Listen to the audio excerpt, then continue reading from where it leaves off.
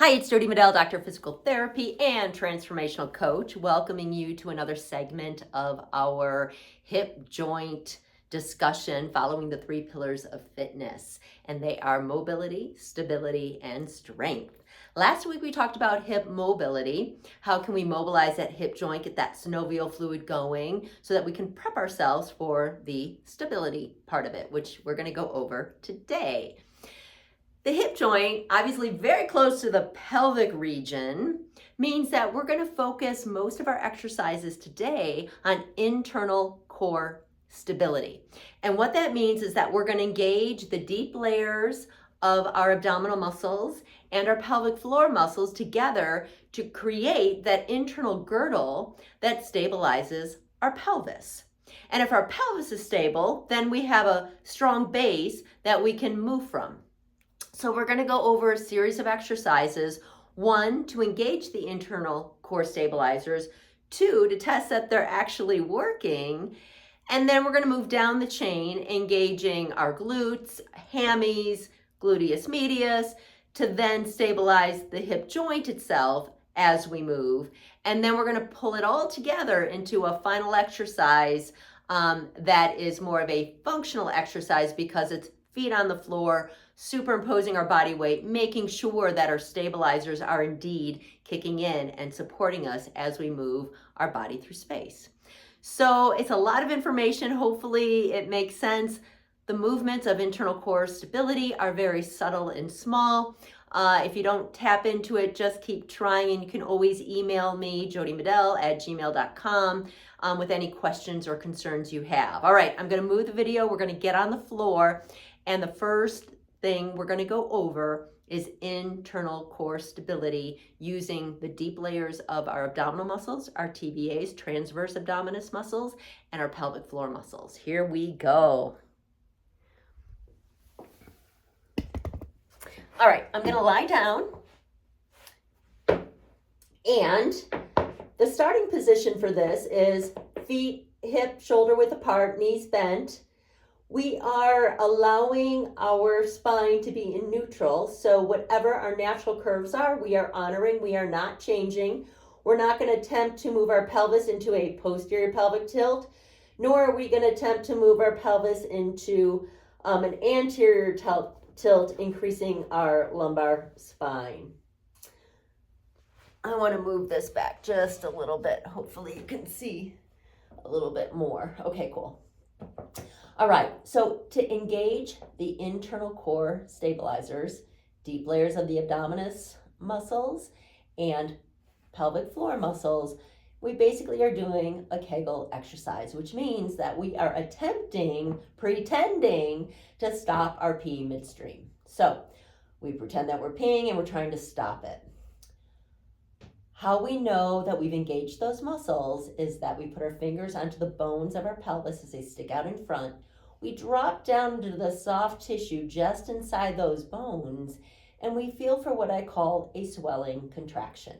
What that means is that the muscles will gently push up into your fingertips, and that's all we want. Because these muscles are stabilizing muscles, they need to be on and functioning for the long haul. They're not muscles that, like the biceps, where you're just doing a heavy load and you engage and then you release. These come on, stay on. So they need to stay on at a very low level. So less is more. And again, the contraction what I call a swelling contraction, where they just basically rise up and you can feel them under your fingers. So pretend to stop your pee midstream. You should feel those muscles of your pelvic floor, deep layers of your abdominal muscles rise up, and you can feel them underneath your fingers. Now, once you feel that, your goal is to hold that contraction for 10 seconds and repeat 10 times. Between each of the reps that you do, the holding for 10 seconds and relaxing, you're going to take a deep breath in to cleanse the space. Exhale, and then start again. Now, as you're holding the contraction, what I want you to be aware of is that you are using these muscles in isolation. In other words, you don't have breath hold going with it, so that you're not going, huh, got it, and then all of a sudden you got to breathe and the contraction goes away. So this contraction, the subtle internal core stabilizer muscle contraction, needs to be in isolation and dissociated from using your breath, from squeezing your glutes, from squeezing your anal sphincter, from engaging your rectus abdominis, your mover muscle, or your obliques, the mover muscles of your trunk. You want these muscles engaged in isolation. So again, once you feel the contraction, you're holding it for 10 seconds. You're taking a break. You're breathing in, exhaling, and then starting the second round. And you're working up to 10 sets. Because again, we're training for endurance here. These muscles, once engaged, need to stay on and stabilize our pelvis so that we have a good solid foundation or base from which we move on. Now the way to test this, and this is called the marching exercise. So take a deep breath in, let it go, and don't engage your internal core stabilizers. Get loosey-goosey, don't turn them on, don't engage them. What I want you to do is place your fingers on the bones as they stick out of your pelvis in the front, okay? Feel how they are relative side to side. They should feel nice and even this way and even this way. All right. Lift your right leg barely and put it down. And lift your left leg barely and put it down. And what you may feel is that as you lift that right leg, the bone on this side drops down. And as you lift your other leg, the bone on that side drops down. That shows that your internal core stabilizers are not engaged. And what that means is that, and this is why this is functional, is that as you're walking, here's your pelvis, here's the bowl of your pelvis. If you are dropping back as you lift that right leg, and then dropping back on the left as you lift the left leg, your pelvis then is doing this as you walk. But you're trying to go this direction, not this direction, and that direction. So then your lumbar spine has to derotate to compensate for the dropping back. So as you drop back this way, your spine is rotating this way. As you drop back this way, your spine is rotating that way. That's a lot of excess movement. So if we can engage our deep core stabilizers and limit that motion, which we'll go back down and attempt to do, the pelvis then drops back subtly, but it doesn't drop back big time. And so the little rotations that your spine makes, your lumbar spine, are very small, and it's very doable. But if you have excessive motion and your spine is making up for that excessive motion, that's a lot of torque on the spine and could be injurious down the road.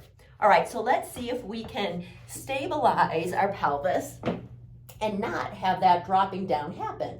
So stop your P midstream, feel those muscles engaged, make sure you're breathing, put your hands from your muscles back onto the bones as they stick out from your pelvis, attempt to lift the right knee, and you should find that your pelvis does not drop down.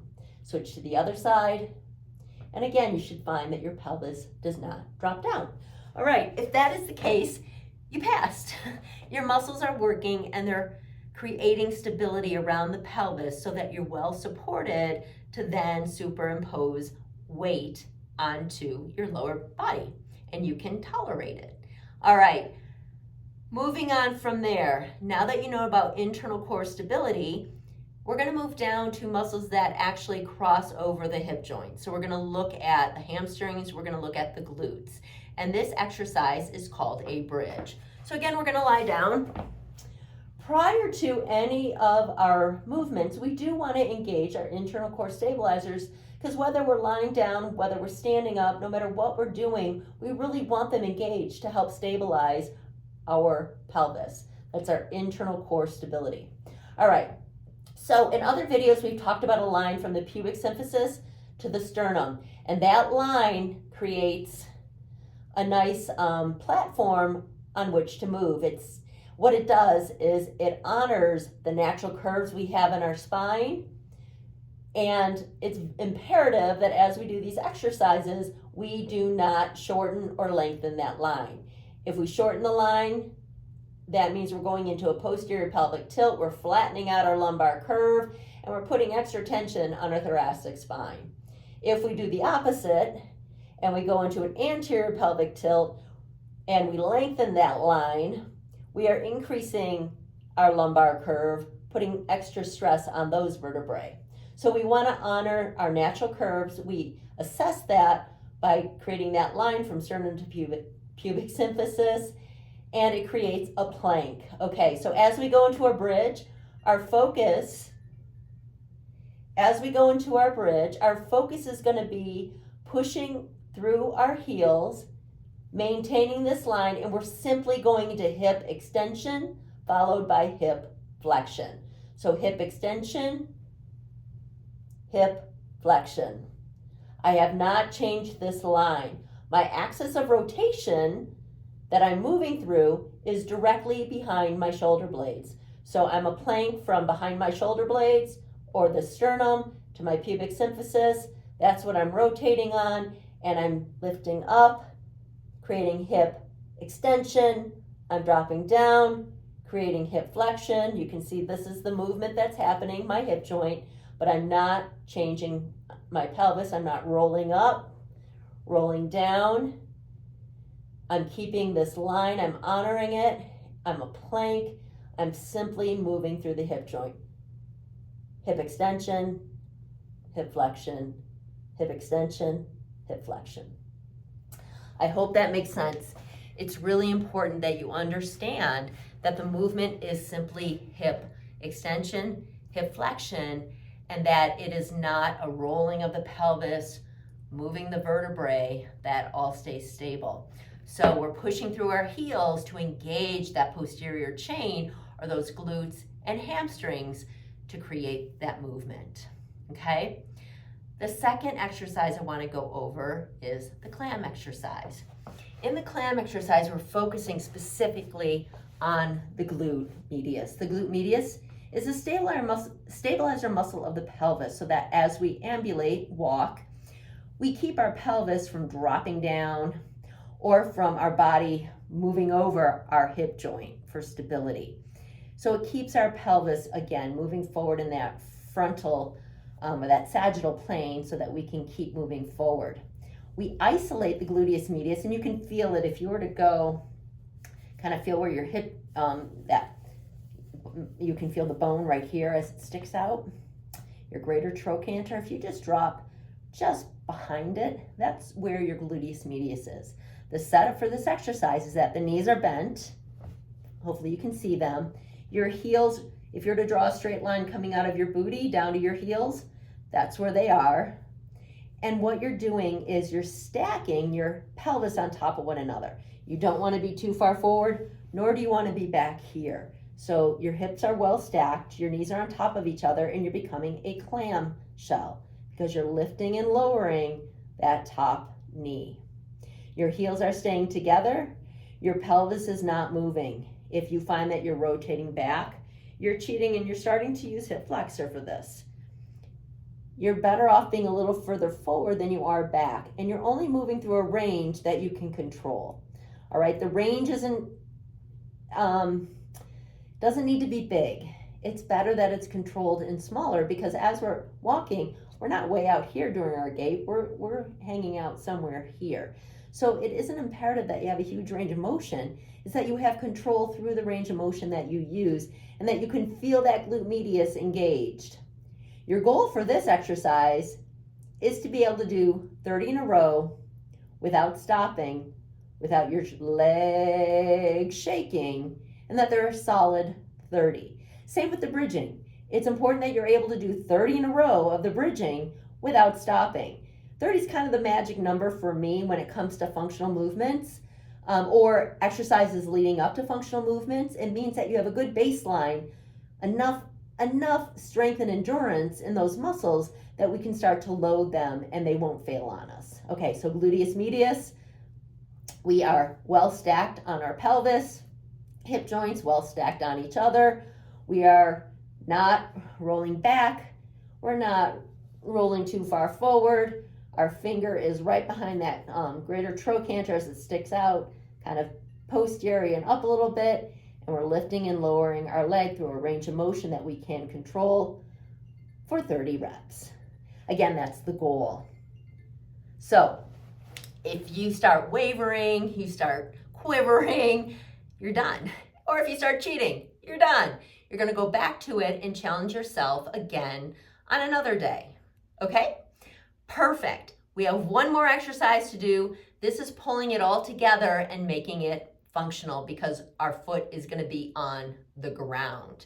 All right, I need to change the camera because I'm gonna have you looking at me standing on a stool so I can show you how this all comes together to create stability for the hip, knee, and ankle. So we're a little ahead of ourselves, but it's a good place to lead to right now to get you going for moving on as we progress to the knee and the ankle in future videos. Okay.